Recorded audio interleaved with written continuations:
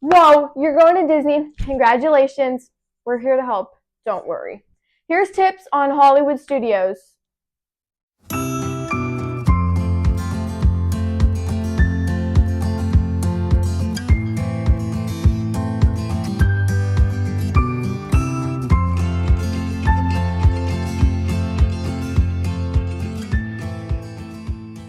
Hi, I'm Karen, And I'm Ansley. and today we're going to help you plan a day at Hollywood Studios. We're going to break it down into how to rope drop, what are a good lightning lane strategy, and of course, the best places to eat and get snacks. So, first, if you're going to Disney for only a few days and you won't be able to visit all 4 parks, here are the parks you should go to first, the best parks to go to.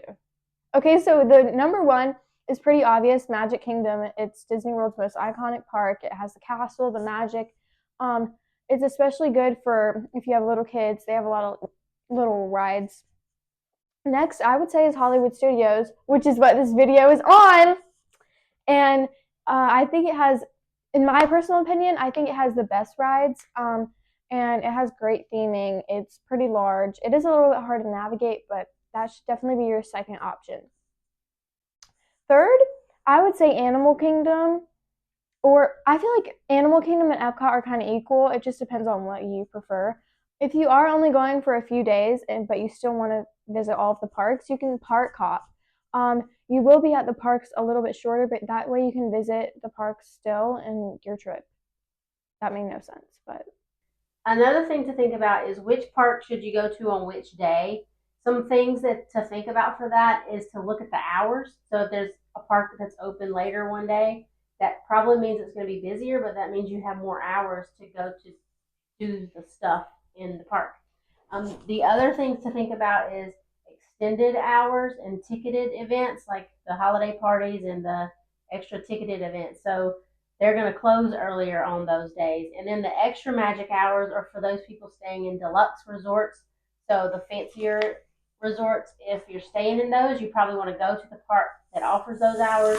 But if you're not staying in those, you might not want to go to the parks that offer those hours. Otherwise, things to think about is how many days do you want to go to parks? If you can fit it in, take a day off, take a break, and then also think about you're going to walk a lot at Epcot, you're going to walk a lot at Magic Kingdom. They're going to be the most tiring days. Animal Kingdom always closes early, the earliest of all the parks. Those are some things to think about when you're planning which day to go to which park. But today we're going to be talking about a day at Hollywood Studios. So the first thing is how to rope drop at Hollywood Studios. What should be your plan? so rope dropping. First off, what is rope dropping? If you don't know, it's kind of the Disney slang for getting in early.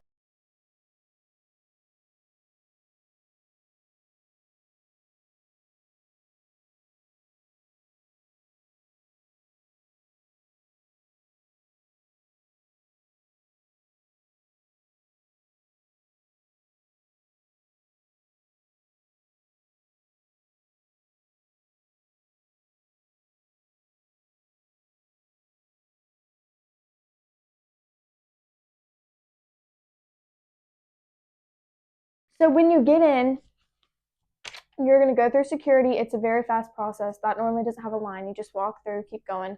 They may or may not check your bag, just depends. Then you get in line. Um, it doesn't really matter which line, they're all pretty even, and then they'll let you in, you scan your thing.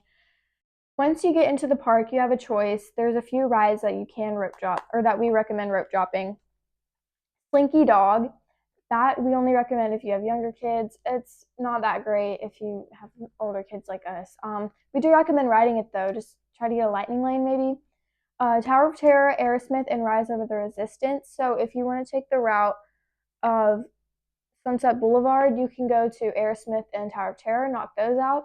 We recommend Rise of the Resistance, which is a Star Wars ride. It's super fun. It's a pretty long experience. It's a simulator. There's a whole lot to it. So that ride definitely does get the biggest line in the park. It's very popular.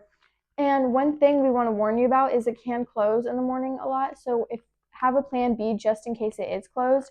We went one morning and we had plans to rope drop it, and it was closed, and we didn't know what to do. So make sure you just have a plan. Just be prepared in case it is closed. Once you get into the park, they're going to check to make sure you are early entry, and then you can go to any ride. So rope dropping at Hollywood Studios gives you lots of options. As she said, our recommendation is to get a lightning lane, your first lightning lane for Slinky Dog Dash, because that one will go away first.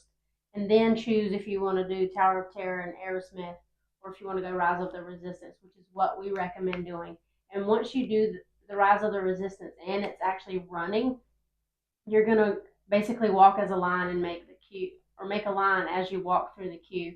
When we've been in the past and successfully rope dropped it, we've just walked and walked and walked and walked, but the whole time we were making our way to get right up close to being a part of the ride. And like she said, it's an experience. I think it's 15 or 20-minute experience. It's pretty long.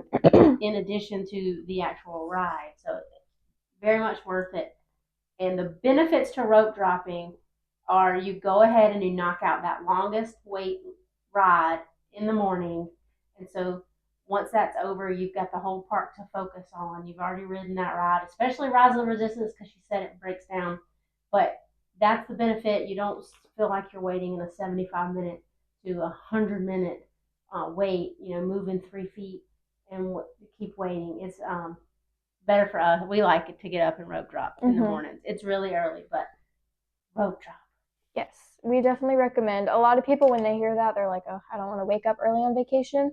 But it really is worth it. It's either that or waiting hours even for a ride. So. Okay, now let's talk about a lightning lane strategy. And what is lightning lane, in case you don't know, is you can buy a pass that helps you kind of skip the line. And it ranges, from like $17 $30-some a day. You have to look and see. It's based on what crowds they expect and stuff. We think Lightning Lane is worth it. We don't do the single pass Lightning Lane, but that's where you can ride like Rise of the Resistance. You can pay to skip that line, but otherwise, Rise of the Resistance is not in the multi-pass Lightning Lane option. That's also why we rope drop Rise of the Resistance. But we do like buying the Lightning Lane. It does help with your day and scheduling it out. So to get your Lightning Lane, if you're a resort guest, you can do that 7 days in advance at 7 o'clock Eastern Time. If you're a non-resort guest, you can do that 3 days in advance. And what you can do is pick 3 rides before you even go to the park. You can lock in times to ride those 3 rides. So we recommend Slinky Dog Dash. It goes pretty fast. It's early in the morning, and you want to get the earliest time that you can. Now there's tiers at Hollywood Studios, so you can only pick one ride from Slinky Dog Dash, Mickey and Minnie's Runaway Railway, Millennium Falcon's Smuggler's Run, Rock and Roller Coaster. So you can only pick one of those. We recommend Slinky Dog Dash. Then you can pick 2 from a bunch of shows, and then Tower of Terror, Star Tours, and Toy Story Mania. For those, we recommend Tower of Terror and Toy Story Mania. Star Tours is really easy to get a Lightning Lane for. And for all the shows, you really don't need Lightning Lanes.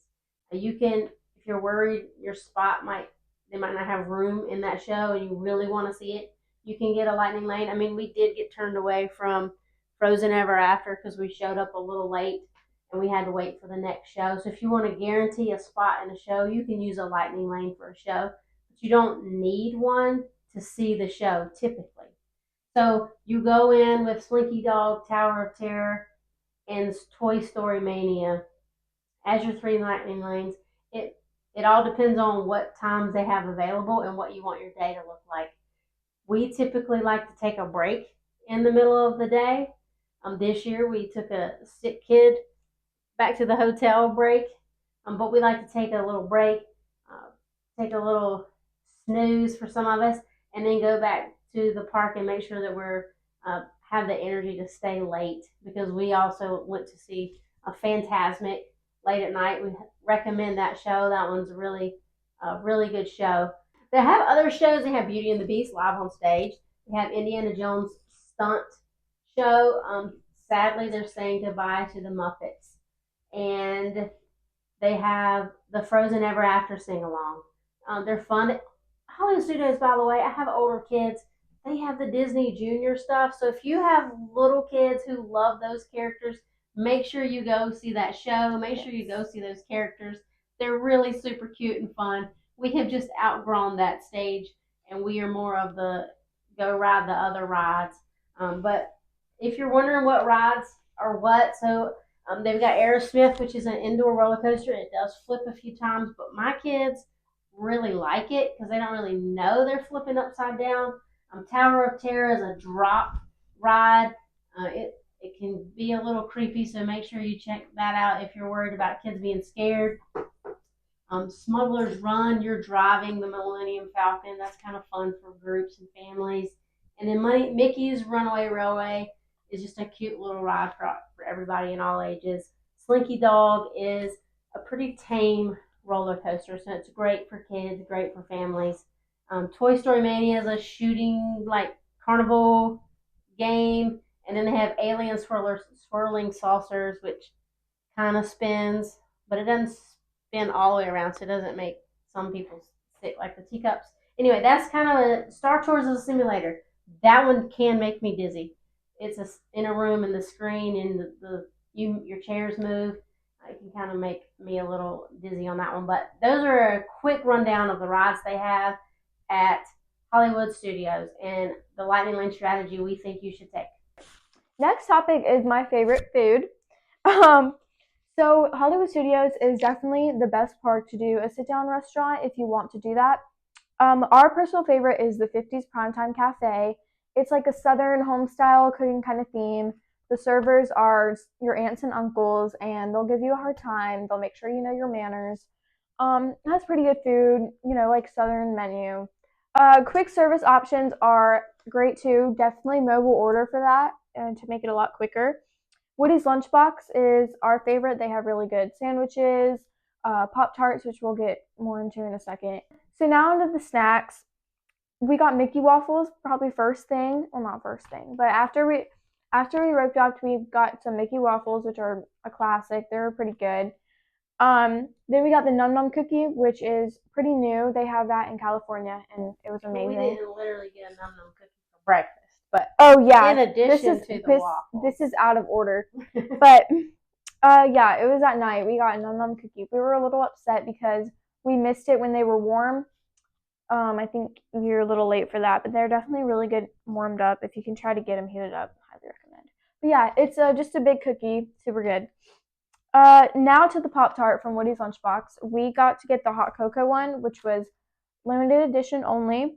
It's pretty good. It's just like a fancy Pop-Tart. It has stuff in the middle and then frosting on top and sprinkles, but it depends on what flavor you get, but they are really good.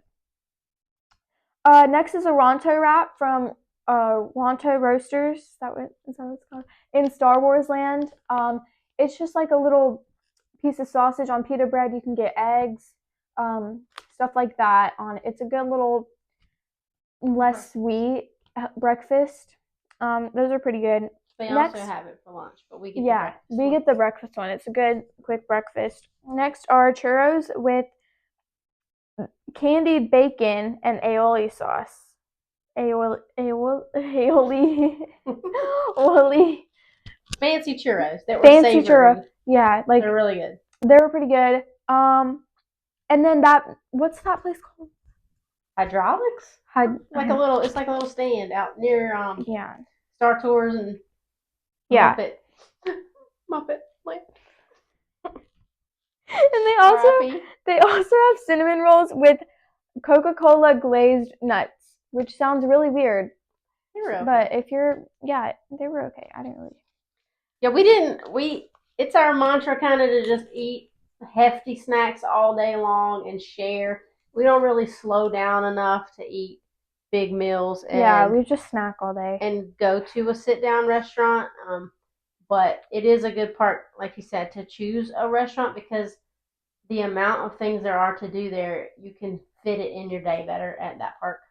So the food there, they have good options at the commissary. They have a Backlot Express. They have some places down Sunset Boulevard to eat like dinner before you go to Fantasmic.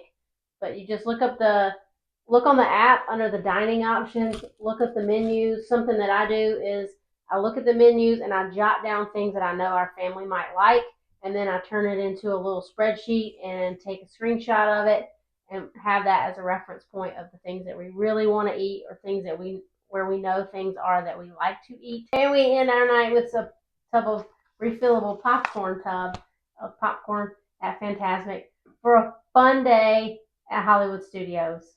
Oh yeah. Don't forget to rope drop, don't forget to mobile order, and be prepared that the park is not like a pretty little circle. Sometimes you have to walk down the Sunset Boulevard and back. Is that even Sunset Boulevard? I'm going to go with that. And then you have to go back to ride this and then back down here. It's that kind of walking, but there's more shows at this park, so you can kind of slow down, sit down, and enjoy the magic. So that is how the Daniels do.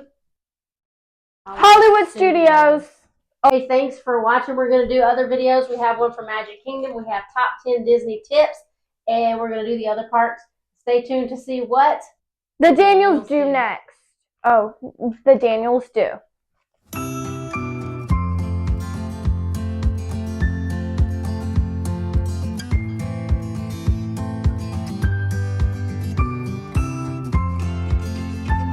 Hey, any last tips for Hollywood Studios in general? Anything we forgot? Enjoy your time. Wrap it up and say, don't forget to rope drop, mobile order. Cherish the moments with your loved ones. Whoa! You're going to... I'm scaring myself with that one. Okay. You're going to Disney? Whoa. So, like, here's some tips to help you. Whoa, you're going to Disney. That's crazy. Congrats. It can be over. But it's okay. Why did I wait like that? Congrats. Yeah, it's a little bit awkward. So word. Oh, don't put that in there. That was really cringy. The walking, you gotta walk a lot. So like we do Fantasmic, eat some popcorn, and then we say bye. And we get food, bruh. That's what's fire. Alright. Next is food, which is my favorite thing. Why does it sound like favorite thing? And what? Wait, okay, I'm going to honey. I added that last part. That's it. I ate that up.